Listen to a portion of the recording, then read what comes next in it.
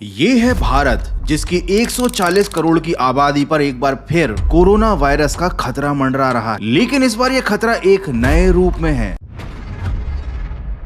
और वो भी पहले से ज्यादा खतरनाक और जानलेवा। Coronavirus. There are fears a rapidly spreading virus has reached Australia. This is a rapidly emerging situation. एक ऐसा वेरिएंट जिसका नाम अभी तक आपने सुना तक नहीं होगा, JN1।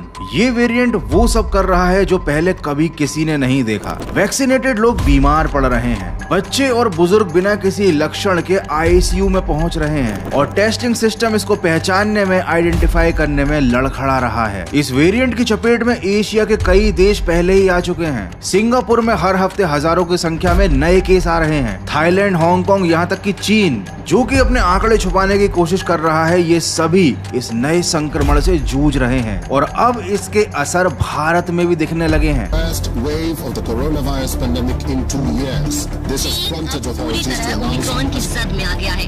हालात मुश्किल होते जा रहे हैं। IPL टीम के खिलाड़ी ट्रेविस हेड इसी वेरिएंट से संक्रमित पाए गए। बिग बॉस की एस पार्टिसिपेंट्स शिल्पा शिरोडकर भी इसी वायरस की चपेट में हैं, और एक्सपर्ट्स का कहना है कि जैसे जैसे एशिया के हिस्सों में गर्मी बढ़ेगी, दुनिया पर फिर से एक नई और पहले से ज्यादा खतरनाक कोविड की लहर का खतरा मंडराने लगेगा। तो आज हम जानने वाले हैं इस नए वेरिएंट J1 के बारे में, कि कैसे ये दुनिया भर में तबाही मचा रहा है, और अब इसके कदम चूंकि भारत में भी पड़ चुके हैं, तो आपका इसके बारे में ये जान लेना बहुत जरूरी है कि क्यों ये पहले से ज्यादा खतरनाक है, और क्यों वैज्ञानिकों का ये मानना है कि दुनिया एक बार फिर से एक बड़े खतरे की तरफ बढ़ रही है।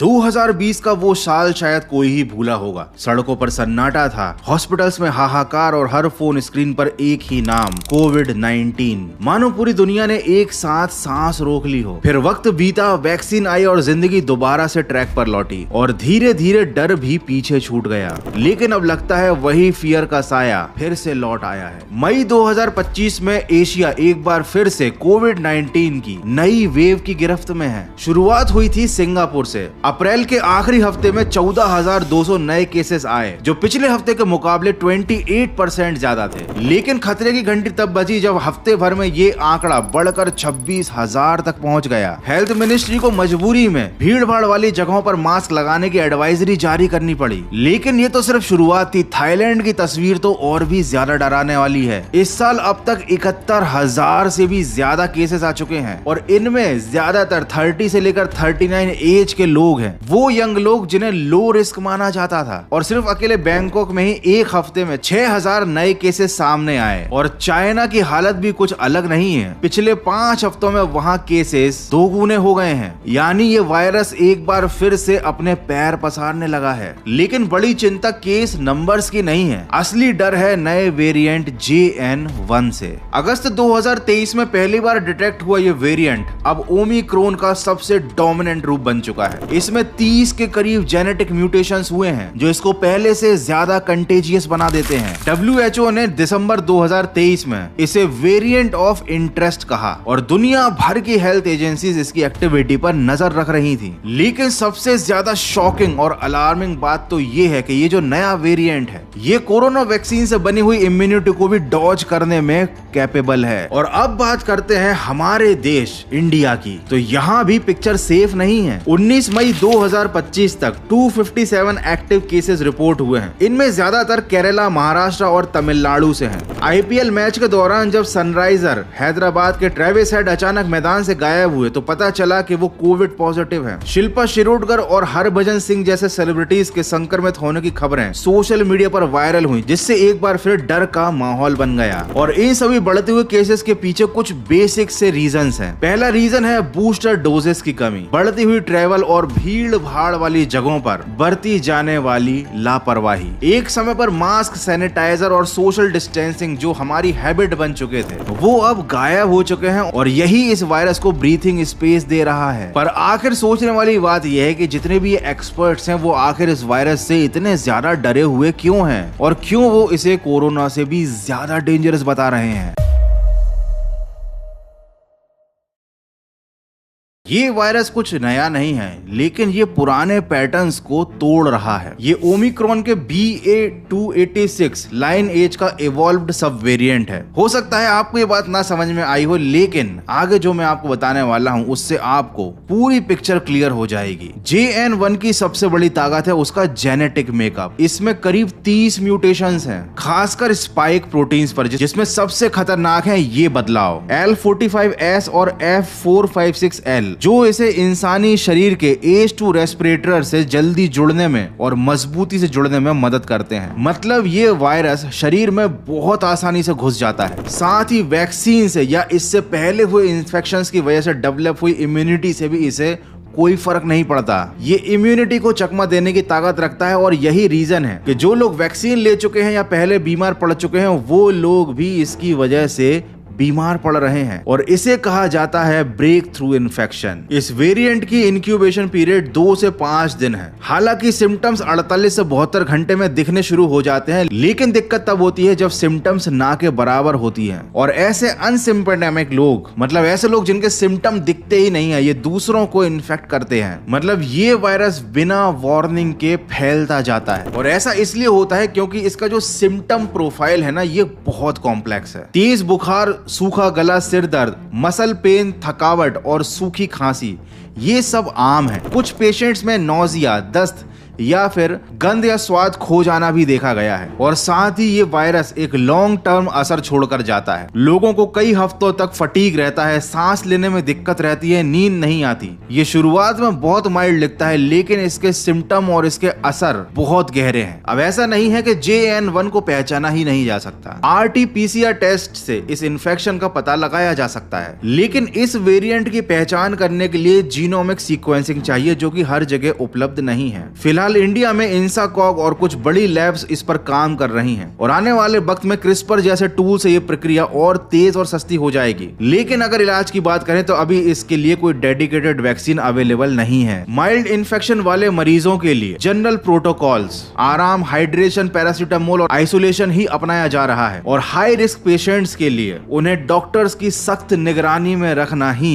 सबसे बेस्ट तरीका माना जा रहा है। बिना प्रिस्क्रिप्शन के कोई भी स्टीरॉयड या फिर एंटीबायोटिक लेना उल्टा नुकसान कर सकता है, क्योंकि इस वायरस पर उनका कोई असर ही नहीं होगा। तो अभी तो इससे बचाव का एक ही तरीका है, और वो है अपडेटेड बूस्टर शॉट। अब इंडिया में जिन लोगों ने कोविशील्ड या कोवैक्सीन लगवाई है वो सोच रहे हैं कि हमें क्या टेंशन लेना, हमें तो वैक्सीन लगी हुई है। तो आपको पूरी सावधानी बरतनी पड़ेगी, बिकॉज ये JN1 आपको भी अपना शिकार बना सकता है। चाहे बच्चे हो, बड़े हो या बूढ़े हो, आपकी इम्यूनिटी कितनी भी मजबूत हो या फिर आपने पिछले कोरोना को किसी भी तरीके से हराया हो, आपको अभी भी वो बेसिक प्रिकॉशंस फॉलो करने पड़ेंगे, जैसे कि साफ सफाई रखना, हाथों को साफ करना, किसी से फिजिकल टच अवॉइड करना, भीड़ भाड़ वाली जगहों पर ना जाना, मास्क लगाना, सैनिटाइजर का इस्तेमाल करना। और अगर आपको कोई भी हल्का सा सिम्टम दिखता है तो टेस्ट जरूर करवाएं। हल्के सिम्टम्स को हल्के में बिल्कुल भी मत लेना। वैसे JN1 अकेला नहीं है, इसके और भी सब वेरिएंट्स हैं, जैसे कि LF7, NB18 और अब KP1 एंड KP2, जिन्हें रिसर्चर्स फ्लर्ट वेरिएंट कहते हैं। ये उतने ज्यादा खतरनाक और जानलेवा नहीं होते, लेकिन इनकी ट्रांसमिशन स्पीड बहुत तेज होती है। और JN1 की ट्रांसमिशन स्पीड भी ज्यादा है और ये जानलेवा भी है। तो जानते हैं कि क्या भारत इस तरह के खतरनाक वायरस के अटैक के लिए तैयार है?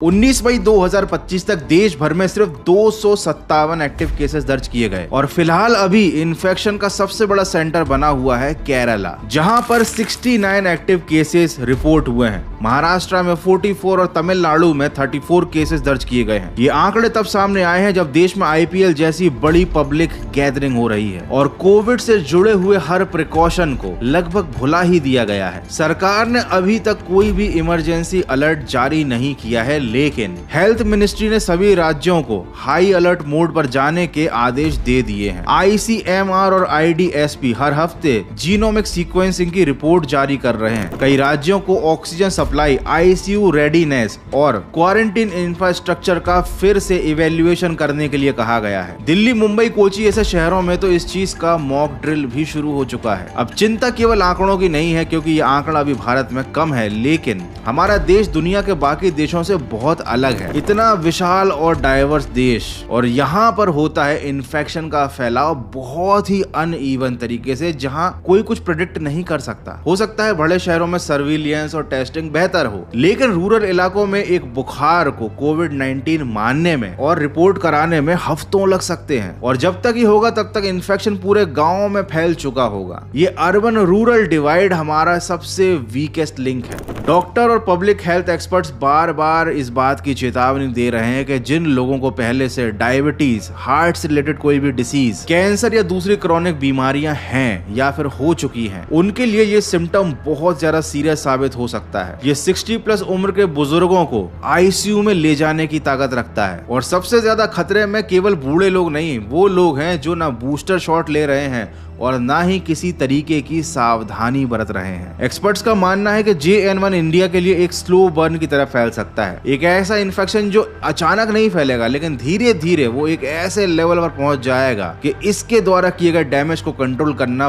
बहुत मुश्किल हो जाने वाला है। यही रीजन है कि बहुत सारे राज्यों ने अपने स्कूल में मास्क को कंपलसरी कर दिया है और मास गैदरिंग के लिए नई पॉलिसीज बनाने की तैयारियां शुरू हो चुकी हैं। जैसा मैंने बूस्टर के बारे में अभी बात की थी, बूस्टर कवरेज से रिलेटेड इंडिया में स्थिति थोड़ी चिंताजनक है। जहां यूएस और यूरोप अपनी 80% तक की यंग पॉपुलेशन को अपडेटेड बूस्टर्स दे चुके हैं, वहीं इंडिया में ये आंकड़ा केवल 22% है, मतलब 22%। और उससे बड़ी समस्या है हमारे देश में फैलने वाली मिस इन्फॉर्मेशन, सोशल मीडिया पर वैक्सीन को लेकर बताई जाने वाली ऊल जलूल बातें, ऐसा कंटेंट जो लोगों को डराने के लिए बनाया जाता है, ना कि उन्हें इन्फॉर्म करने के लिए। सोशल मीडिया पर गलत नैरेटिव फैलाया जाता है, लोगों को वैक्सीन लेने से या फिर इन सब चीजों के बारे में पता करने से डराया जाता है, और हमारे देश की एक मेंटेलिटी कि ये खतरा अब टल चुका है, हमारे लिए सबसे बड़ा खतरा है। एक बात सोशल मीडिया पर बहुत फैलाई गई थी कि वैक्सीन का हार्ट की डिसीज से कुछ रिलेशन है, जबकि ये बात बिल्कुल झूठ है। जो कोवैक्सीन और कोविशील्ड भारत के लोगों को लगाई गई थी, वही वैक्सीन यूरोप, अमेरिका और अफ्रीका के कई देशों में लगाई गई थी, बस उसके नाम अलग थे। लेकिन वहां पर किसी भी इंसान को होने वाली दिल की प्रॉब्लम को वैक्सीन से नहीं जोड़ा गया। लेकिन हमारे यहाँ कुछ इंडियंस पढ़े लिखे होकर भी अनपढ़ों जैसी बातें करते हैं। कुछ सोशल मीडिया पोस्ट, कुछ बिके हुए इन्फ्लुएंसर्स की बातों में आकर वो मिस इन्फॉर्मेशन फैलाते हैं और खुद भी इन सारी फालतू की बातों पर यकीन करते हैं आंखें बंद करके। और यही चीज हमारे लिए, हमारे देश के लिए सबसे बड़ा चैलेंज है। तो ये वीडियो मैंने बनाया था आपको इन्फॉर्मेशन देने के लिए, इस वेरिएंट के बारे में बताने के लिए, इसका खतरा अभी किस स्तर पर है ये बताने के लिए। हो सकता है जब आप इस वीडियो को देखें तब तक इससे रिलेटेड इन्फॉर्मेशन बहुत ज्यादा अपडेट हो चुकी हो, नंबर ऑफ केसेस भी डिफरेंट हो। तो आपको केवल कुछ बेसिक चीजों का ही ख्याल रखना है। आपको बेसिक प्रिकॉशंस बरतने हैं, सैनिटाइजर्स का यूज करना है, भीड़ में नहीं जाना है, और हाँ, किसी भी मिस इन्फॉर्मेशन से बचकर रहना है। और अगर किसी भी तरीके के हल्के सिम्टम्स भी आपको दिखाई देते हैं तो तुरंत डॉक्टर से कंसल्ट करना है और टेस्ट करवाना है। बाकी आपको क्या लगता है, क्या ये वेरिएंट भारत में पिछली बार की तरह लॉकडाउन लगवा सकता है, या फिर हम भारतीय इतने ज्यादा अवेयर हो चुके हैं कि हम अपनी स्ट्रिक्टनेस, सीरियसनेस और अवेयरनेस से इस वेरिएंट को ऐसे ही हरा देंगे। So that's it for today. Video को यहीं पर खत्म करते हैं। मैं मिलूंगा आपसे एक और नॉलेजेबल वीडियो में, तब तक टेक केयर, गुड बाय, जय हिंद।